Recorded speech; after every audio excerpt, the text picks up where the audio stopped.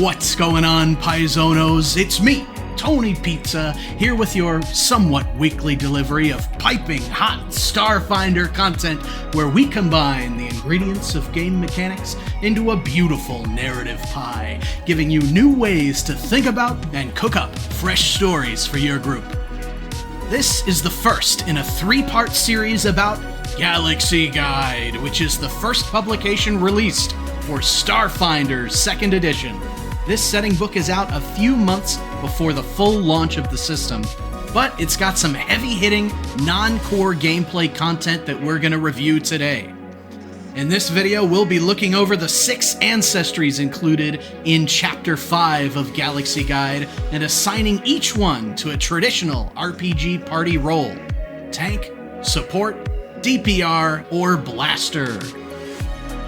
The 4 party roles we talk about here are highly flexible and difficult to define, especially in a system with as much build variety as Starfinder 2e.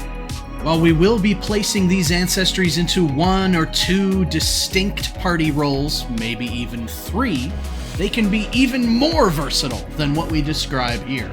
I'm being intentionally vague here by pairing these ancestries with party roles instead of classes, because your choice of ancestry will set the framework of the character build you'll end up with, determining early attribute boosts and a pool of potential abilities that are workable in many classes but still define broad party roles. Ensuring that the capabilities of your ancestry line up with what kind of character you want to play is paramount to being successful within your party role. A few more disclaimers before we get started. While these ancestries are official Starfinder 2e content, some of the assumptions that we're making about party roles in this system will grow and change as the game evolves. This video could become outdated as new ancestries are added and new roles specific to Starfinder 2e are created. Each of these ancestries is common, but there could be a draconian GM out there or two who may insist that you only use core ancestries for your early Starfinder 2e campaigns. You won't catch me at a table like that, but hey, something to look out for.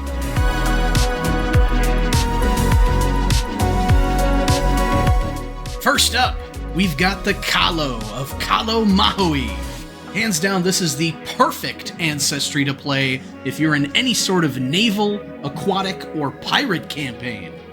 They start with a swim speed and have a class quote-unquote feature that heavily suggests they touch water once per day. They're also one of 2 ancestries in this book that naturally gains dark vision without a feat investment. Starting off with a bang, we're putting Kalo into the DPR and blaster categories. This potential blaster build of dexterity, charisma, and intelligence could start by pairing the electric Kalo heritage with improved conductivity at level 5, giving some powerful, lightning-themed spellcasting.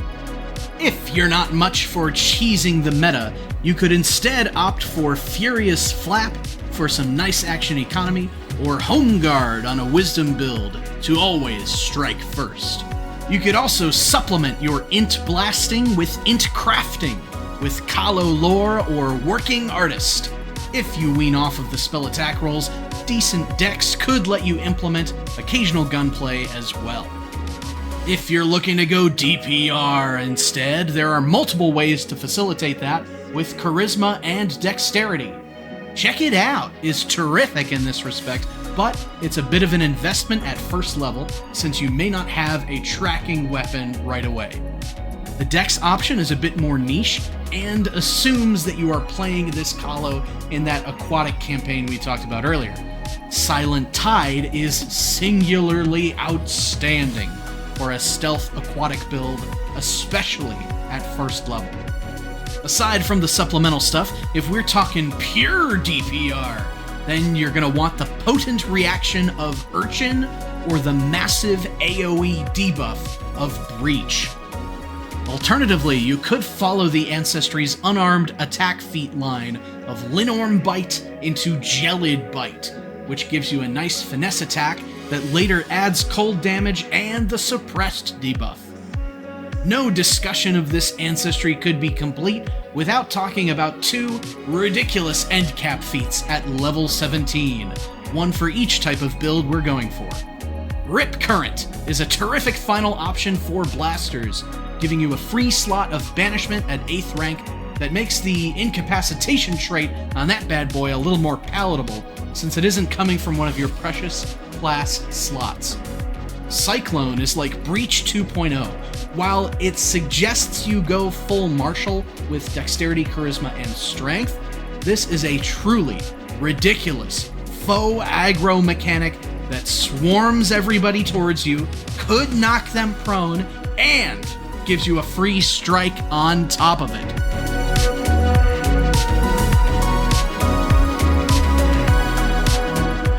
So anyway, we're gonna keep blasting, this time with the Contemplatives of Akatone. These spindly little brain lords can pack a powerful punch as spellcasters or as ranged support. While they are exceedingly weak in strength, they come with built-in telepathy for secret messages and an additional vague sense in the form of a mental thought bubble surrounding them at all times. A build centered around partitioned focus and off the top of my head will give you focus point versatility nigh unmatched by any other ancestry that I can remember seeing.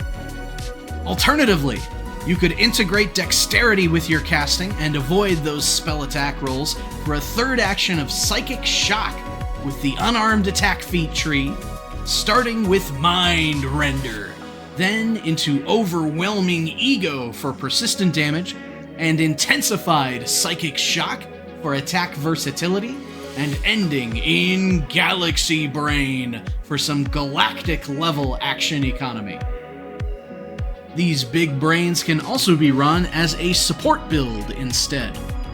At a base level, you could either continue to run a spellcaster, or you could opt for a ranged support martial. Either way, the Contemplative has lots of feats that take advantage of its high intelligence. Adaptable intellect, contemplative lore, and esoteric education at level 1 are all good options to get that skill ball rolling, which can be followed up with the hilarious brain-splain reaction, info dump, or reflexive hypotheses. Also, encyclopedic recall at level 9 is a nifty triple recall for one action with a cooldown of only once per round. If you're looking to go the charisma route instead, you'll want to take a close look at Telepredict, which will pair better with a spellcaster who can reliably deal mental damage. This powerful feat pays off later on at levels 13 and 17 with Cerebral Circumvention and Proleptic Parry, giving you some strong defensive options. One final tree of choices for ranged support marshals is Heightened Thought Sense at level 5 into Pinpoint Thought Sense at level 13. These two feats increase the range of your innate thought sense and give you a massive, precise detection radius around you. While this isn't too great for spellcasters who use lots of AoE, marshals can use it to pinpoint stealthy foes with ease. Now, most of the ancestries in this book do skew towards the support role. There's a lot of really good buff and debuff marshals, healing and friend helping going on in Galaxy Guide, so we'll dive a bit more into that aspect of the game with two ancestries that we're slotting into both support and DPR, the Sarcesian and the Astrazoan.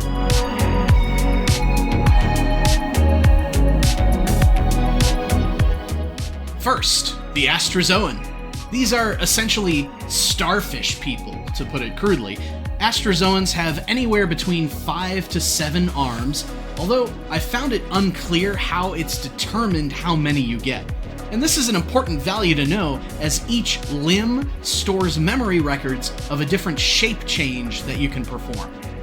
This ancestry makes for an excellent support martial if you build strength, dexterity, and charisma, with ancestral physiology and ancestral weapon familiarity, giving you an extremely wide variety of potential feat trees to travel down.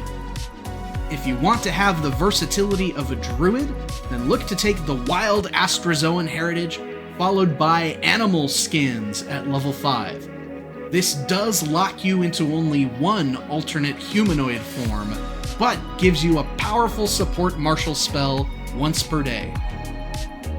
If you instead want many different forms of many different sizes, you'll be looking towards a variety of feats that can give you buffs for your actions and defenses, specifically when you change size, like the trio of Shifter's Feint, Shifter's Shove, and Swerve Shift at level 5, and later transforming Huddle into Flattened Body at levels 9 and 13. Enough of that boring support stuff. Let's talk DPR!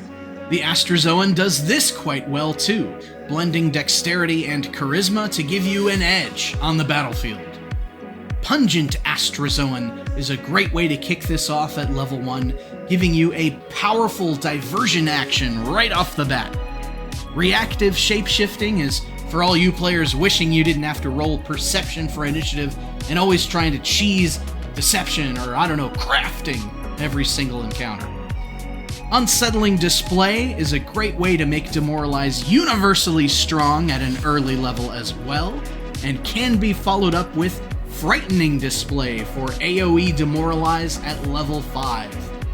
At 9th level, Cellular Acceleration gives you haste-like effects, and Camavisage is a top-tier stealth feat that frees you from the bonds of needing cover while hiding.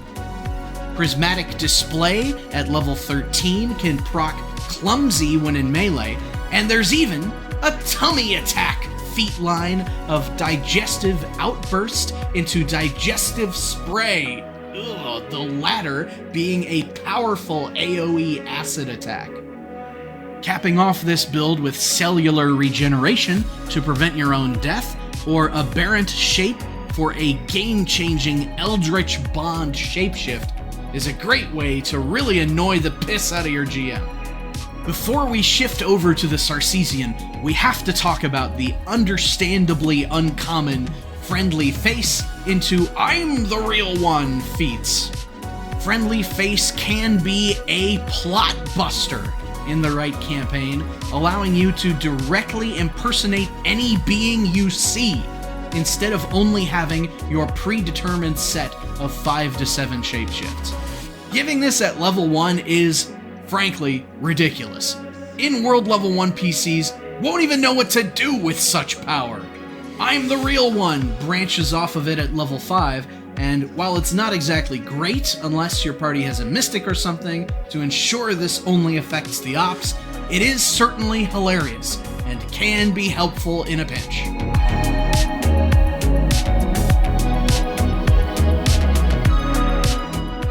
We're sticking with support and DPR with the Sarcesians of the Diaspora, an ancestry who operates in similar lanes as the Astrazoan.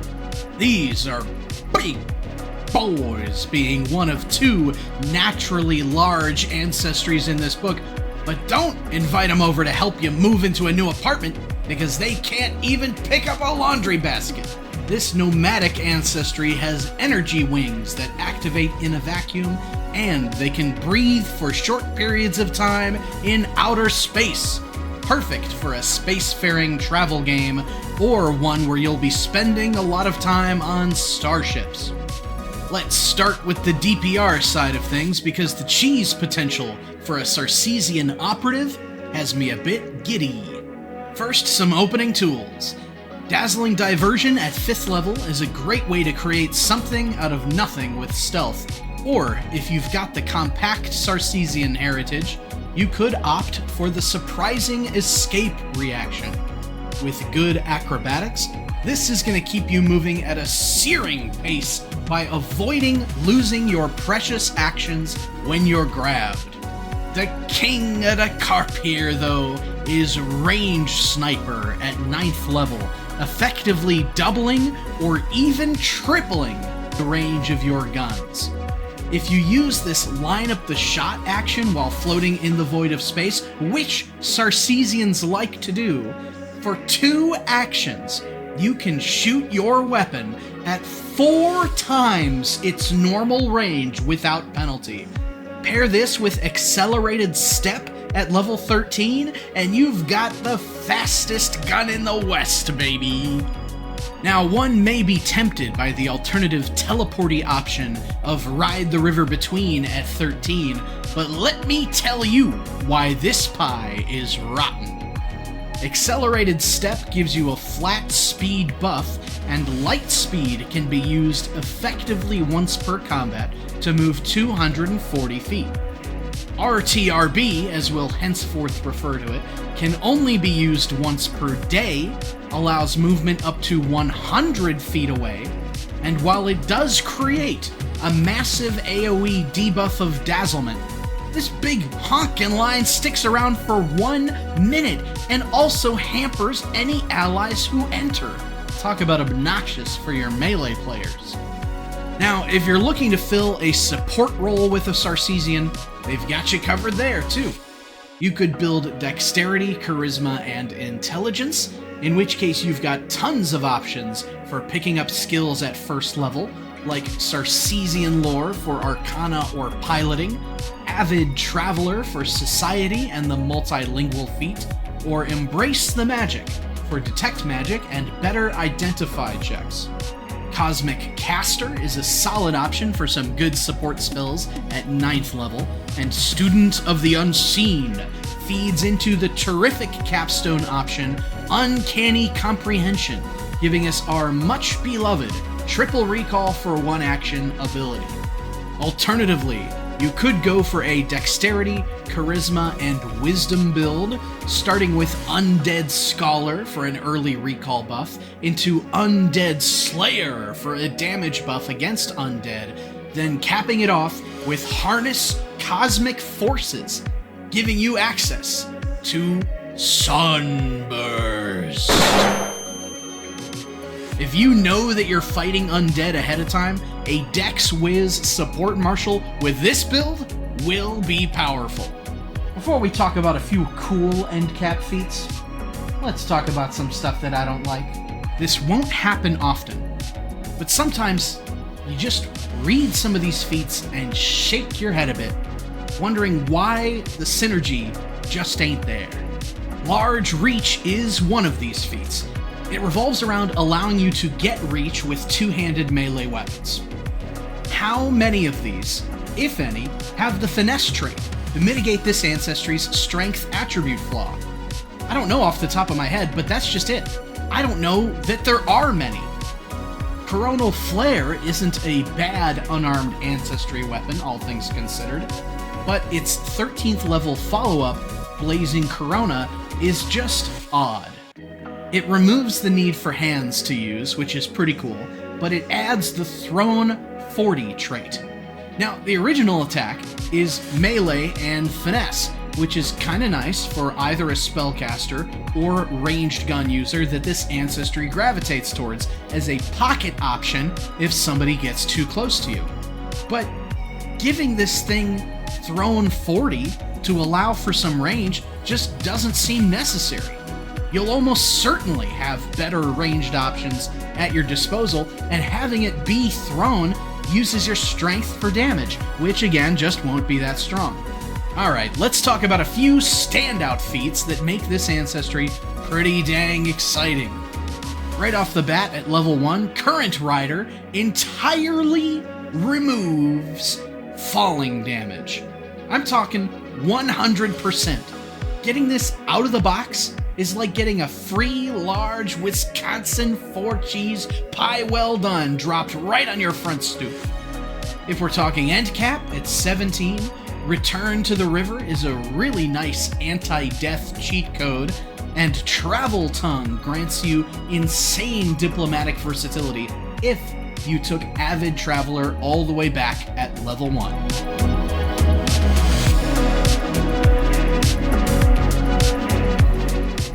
Among the 6 ancestries in this book, one of them stands above the rest as the supreme support.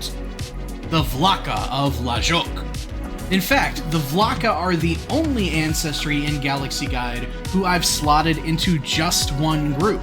Surely they can fit others, but I think their best place is here.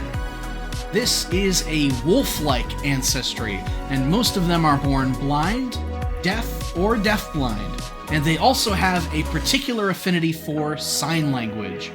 Because of this, their senses revolve around a powerful, imprecise sense of smell. I love how the Vlaka are written, as its ancestry features further Paizo's goals of mirroring real-world inclusivity within their world building. The Vlaka are all about helping their friends. The word ally is painted all over these pages of the book. Starting at level 1, Buoy and Cooperative allow for will save rerolls and better aid checks, respectively. If you like having better aid checks, follow that up with Gifted Mentor at level 5. Now, with only 6 base hit points, you're likely not going the tank route, and an attribute flaw in dexterity means that guns aren't going to be your best bet for DPR. You could go with a triple mental boost build with wisdom, charisma, and intelligence, or opt for a melee support marshal with wisdom, charisma, and strength. The latter would be nice with the sharp-toothed Vlaka heritage and the natural hunter feat at level 1. I would recommend pairing both of these together, as the feat removes the finesse trait from your jaws and replaces it with grapple. Finesse is a great trait for weapons to have, but not on an ancestry with low dex. At level 5, From Hope is a terrific focus point regen option for casting, similar to the Contemplative's options earlier. Because you are so squishy, you may need additional help staying up in melee combat, which is where Guilt Trip or Siphon Solar Vitality come up. If you really need that extra HP, you can then dip into Expanded Solar Reserves later on. If debuffs and combat support are more your slice of pie, there's a lot of really great stuff to choose from, like the feat tree of the Science of Motion into Objects in Motion, Menacing Snarl to sustain frightened conditions, Protect the Pack to shield even squishier allies, or Skillful Encouragement if you're going with a party of multiple supports. As if 5th level wasn't packed with enough terrific choices already, Ruin Delver is a great all-purpose anti-hazard feat that would be good in almost any campaign. Things really start getting good at 13th level though, with Follow Their Lead to save you a stride action, or Mournful Howl to get some powerful, situational AoE when your party needs it the most. The end cap options for Vlaka aren't blowing me away, but I do really like Unleash Sota's Flame for another strong AoE option that impacts enemy sight as well.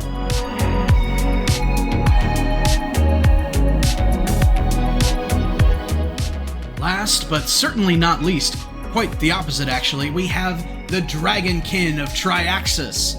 I wanted to save these cats for the finale because, as opposed to the Vlaka, I had a hard time only giving them 1 or 2 rolls. I genuinely think this ancestry can probably do whatever it wants, although I found a few less avenues for Blaster than for other options. So we're calling this one a triple threat of tank, support, and DPR. This is one of several ancestries in this book that can fly, the other of 2 that naturally has dark vision without feat investment, and their central mechanic is that they have a bonded partner who should ideally be another PC in the party, as many of their feats will involve said partner. Hopeless romantics rejoice! It must be said that part of this ancestry's versatility is its 2 free attribute boosts and 0 flaws. Now, I realize that for any of the other ancestries in this book, One could swap them to the same 2 free boosts and 0 flaws format, which is valid. I don't think that would change too many of my opinions on the other Ancestries here. It would simply give them a bit more versatility for those feats that didn't make much sense otherwise. But since the Dragonkin does have this naturally, it allows for the Ancestry to be more versatile than others on a base level. This Ancestry is so dang versatile that you almost have multiple feat lines you can take per party role. It's ridiculous how much good stuff is in here. Personally, I can't believe this book has only one really good frontline tank option, and I do think that's what the Dragonkin are best at. If you want to focus on protecting your bonded partner, you'd start with Tactical Bond into 2 minds, 1 soul, improving your cover and giving will rerolls. If you'd prefer AC and Reflex defense, take Defensive Formation at 5th level instead. Sanctuary Kin is great to have if your partner is also a frontliner and is about to die. 13th level has Bonded Transposition for quick place swaps, or Magical Savior to give you buffed Spirit Link. If instead you want to be a more traditional beefy tank, you'd opt for the feat tree of Heroic Last Stand into Hero's Perseverance into Hero's Edge. This starts you with will rerolls at low HP, adds more temp HP when you hit that 25% threshold, then adds some blasty damage to it as well. Alternatively, you could take Mood Scales, Spirit's Protection into Persistent Protection, or Dragon's Tenacity for buffs to various saves. Let's say you're building a Support Marshal instead. Well, how about Fearsome, followed by Tactical Bully on a Strength and Charisma build? Want to play a Caster? Then go Magical Guardian into Mighty Guardian for some great utility spells that you don't have to waste slots on. If you instead want to say, I don't need friends, they disappoint me, then go the DPR route by starting with Draconic Lethality for an unarmed attack, Dragonkin Weapon Familiarity, or the powerful Dragonkin Breath Tree, which starts with a modest AoE but grows tremendously with powerful Exhalation boosting damage, Unquenchable Breath making it persistent damage, and Vicious Breath sustaining the area and tacking on difficult terrain. Wanna just smash stuff? Size of the Ancients is an endcap feat that'll let you do just that. Usually, you only have one bonded partner, but the Mercurial Dragonkin heritage allows you to swap that between various people and gives you better transfer vitality, which is perfect for a Mystic build. Following that up with Dual Bond at level 13 allows you to take a dip into polyamory with your entire party. That's not even to mention that if you want to be the king of the skies, take the powerful trio of Touch the Sky into Aerial Dash into Aerial Master to be borderline unoutmaneuverable in the air. Unoutmaneuverable? Is that a word? Well, now it is. That was a pretty rapid-fire assessment of 6 full Ancestries. Now, folks who have already read this book will know that we did not go over everything that we could have here. Several feats in each Ancestry went undiscussed, but that don't mean that they ain't cool or that they don't belong in your build. All it means is that I have no desire to simply regurgitate the contents of the book to you. I'd rather just hone in on concepts that stood out to me while reading to help provide a different perspective on how to take in all of this piping hot information. And again, this is all just one guy's opinion. There are so many ways to bake a pie in this system, let me tell you. I'm just telling you a little of what I like, and it's gonna be different than what you like, and that's okay. If you did like what I had to say, though, there are more Galaxy Guide videos baking in the oven for you. Part 2 will be about the 65 backgrounds in this book, and Part 3 will take a deep dive into the 6 powerful archetypes printed herein. Happy munchin' and crunchin', Starfinder fans, and stay right here for more TTRPG goodness from Tony Pizza's Kitchen.